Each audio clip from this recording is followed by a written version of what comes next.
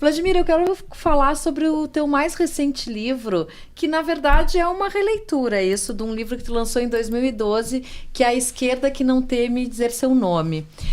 Eu queria entender o que mudou, porque na verdade esse livro de agora tem um subtítulo que diz é um novo livro, né? O que mudou de 2012 para cá na esquerda e também, obviamente, na conjuntura que influencia isso, né? Tudo. Acho que tudo mudou. Inclusive, quem tem um livro na sua primeira versão pode adquirir na segunda, porque ele é bem diferente mesmo. E não poderia ser diferente, porque é um livro de intervenção, né? E o horizonte de intervenção hoje não é o mesmo de 2012, em hipótese alguma. Ele é radicalmente diferente. Para você ter uma ideia, se alguém em 2012 me falasse que daqui a 13 anos, em 2025, o maior problema que nós teríamos é a ascensão de um fascismo global, eu ia achar que a pessoa estava delirando, né? Eu acharia que era mais uma maneira de falar. A política, ela tem esse espaço um pouco de você exagerar certas tendências para que você possa fazer as pessoas se sensibilizarem mais para problemas potenciais, mas não imaginaria que seria uma descrição analítica como é hoje, né? É um fato absolutamente preciso, é um termo preciso, né?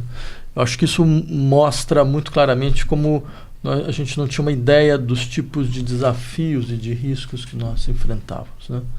E também o que seria necessário fazer para que algo como isso não acontecesse. Então, levando isso em conta, e mais várias outras coisas, quer dizer, foram 13 anos que o Brasil mudou brutalmente, né? Anos muito turbulentos, mas o mundo também mudou.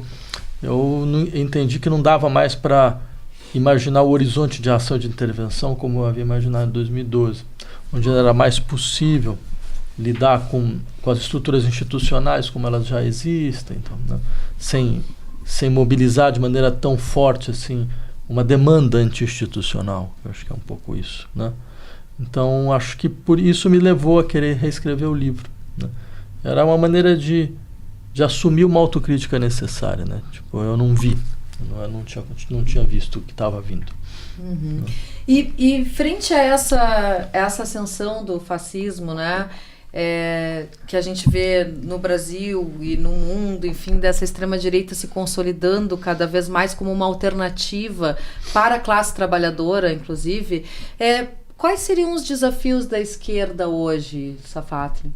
Ela também se tornar uma força de transformação, de ruptura, né? Voltar a ser. Há muito tempo ela não é mais. Ela é uma força de gestão.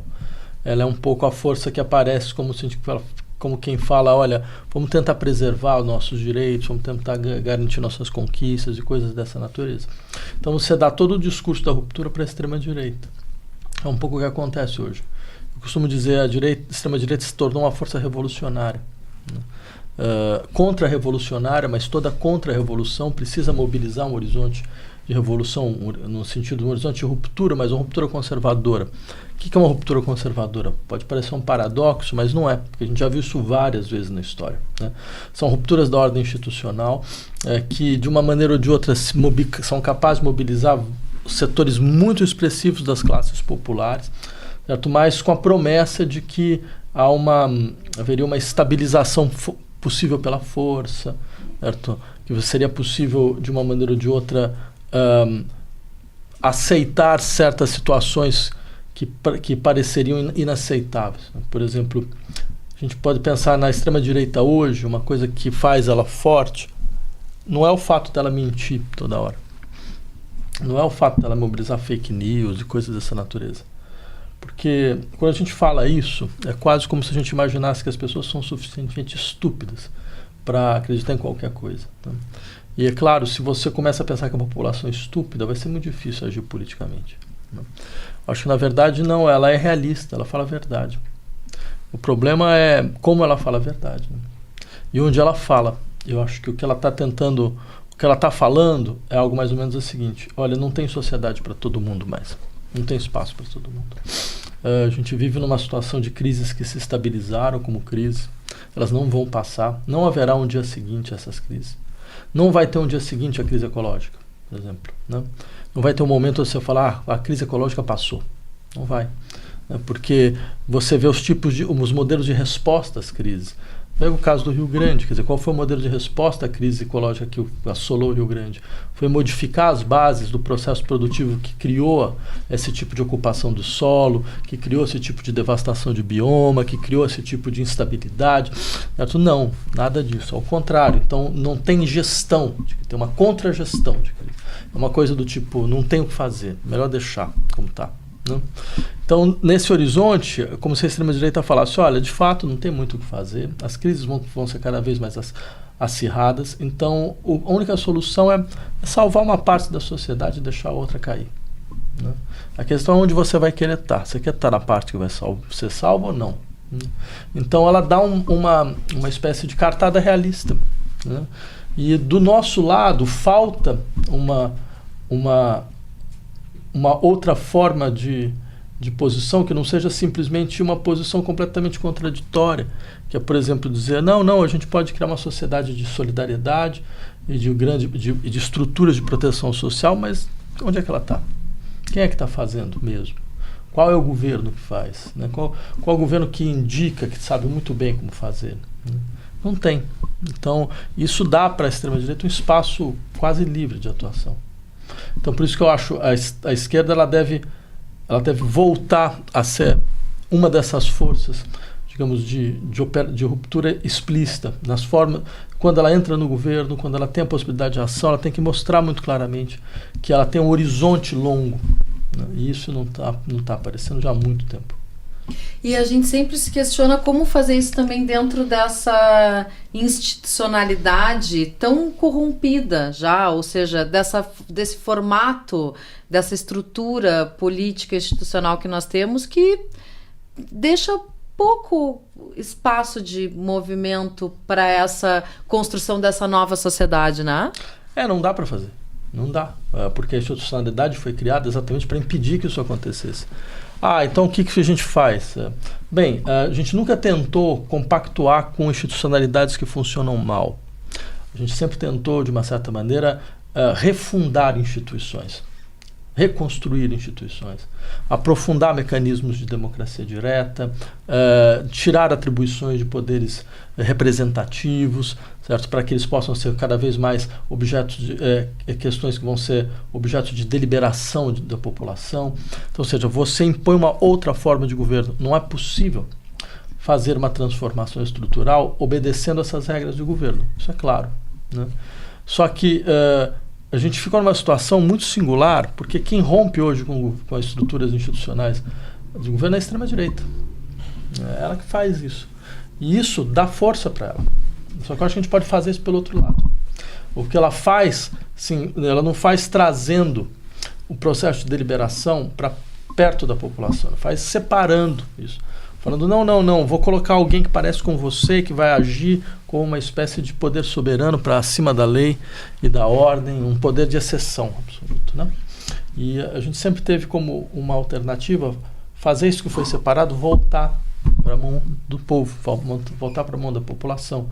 Seja do ponto de vista da organização política, seja na organização das decisões econômicas, por exemplo. A gente sempre apoiou a autogestão de trabalhadores. Sabe, que os trabalhadores tomem o seu espaço de trabalho, que eles decidam, afinal de contas, eles são quem produz, né? Então eles devem também decidir, eles devem participar de decisões. Só que isso, você percebe, sumiu do horizonte, do debate da esquerda, sumiu. Né? A gente poderia estar pensando 1 milhão de coisas. Vou dar isenção de imposto para fábricas que são ocupadas pelos trabalhadores, né? Para que isso possa estimulá-lo. Né? Vou criar leis que obrigam que pelo menos 20%, 30% de todos os boards, todas as empresas tenham representantes da classe trabalhadora, que é uma lei do Partido Democrata norte-americano, diga-se de passagem. Era um tópico da campanha do Bernie Sanders. Né? Então, nem isso não está presente. Então, fica difícil atuar, eu acho. E outra coisa me parece também a nossa incapacidade da esquerda de pautar o debate, né? A gente foi ficando tão encurralado por esse movimento da extrema-direita, e quando fala, né, por exemplo, como eles desconstroem essa instituição, no final acaba colocando no nosso colo a defesa dessas instituições, né? Então, se você pegar esses últimos anos de governo federal, você vai ver que teve só 2 momentos em que o governo saiu das cordas. Quando ele conseguiu pautar o debate. Primeiro foi na escala 6x1, quando ele pegou de contrapé a extrema-direita, porque eles foram obrigados a defender o indefensável. E, claro, o povo brasileiro sabe muito bem quais são os seus interesses. Então, isso fez eles entrarem numa contramão. A outra foi agora, com questão da isenção de imposto para pessoas que ganham até 5 mil reais e também a taxação de grandes fortunas. Isso obrigou eles a fazerem esse papel macabro, medonho, né, de ser o porta-voz dos interesses dos bilionários, né, como se fosse um elemento fundamental na defesa dos interesses da classe trabalhadora, e o povo brasileiro não é idiota, né. Então ele sabe muito bem que não existe isso. Isso fez com que eles entrassem mesmo numa espécie de situação defensiva, né. E eu acho que isso mostra uma coisa: é sempre possível fazer isso. É sempre possível retomar a pauta do debate nacional. Mas para isso você vai ter que comprar o que significa efetivamente levar essas pautas para frente, né?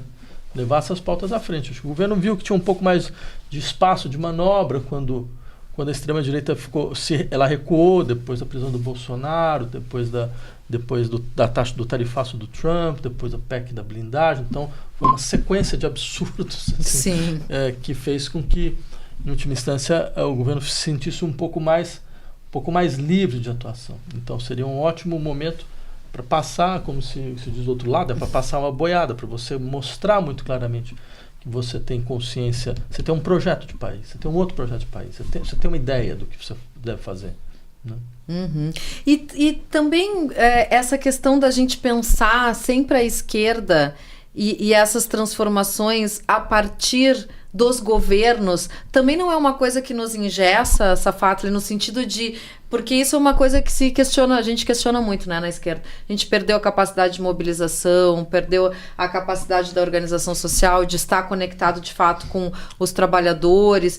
Será que a gente não bota muita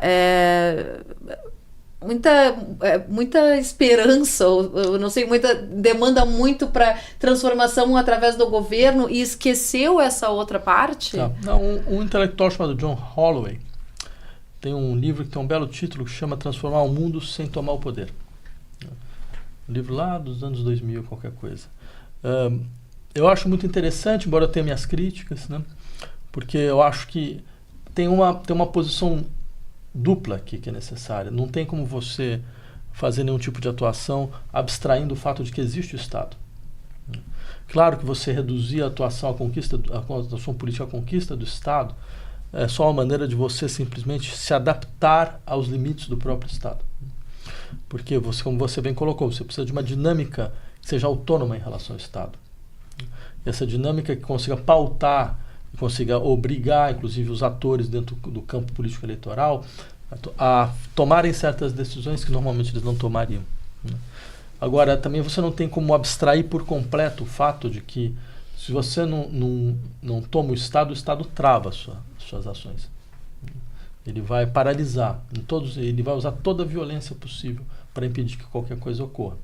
Então, acho que você tem famoso olhar no peixe e olhar no gato também. Não tem como você não atuar nessas duas frentes.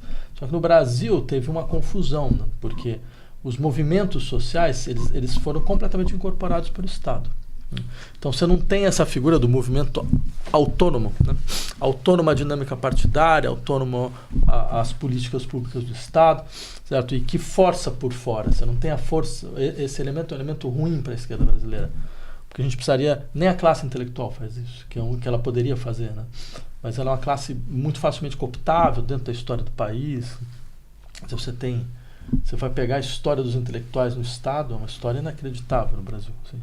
Só na minha faculdade, a gente teve nos últimos 30 anos um presidente, um prefeito de São Paulo, um ministro da Cultura, 2 ministros da Educação, um porta-voz da Presidente da República. Nenhuma faculdade no mundo tem nada parecido. Eu sei porque eu fui presidente da Comissão de Cooperação Internacional, então tive que visitar tudo quanto é universidade. Então não tem nada parecido. Isso diz alguma coisa sobre o Brasil e sobre as suas dificuldades também. Uhum.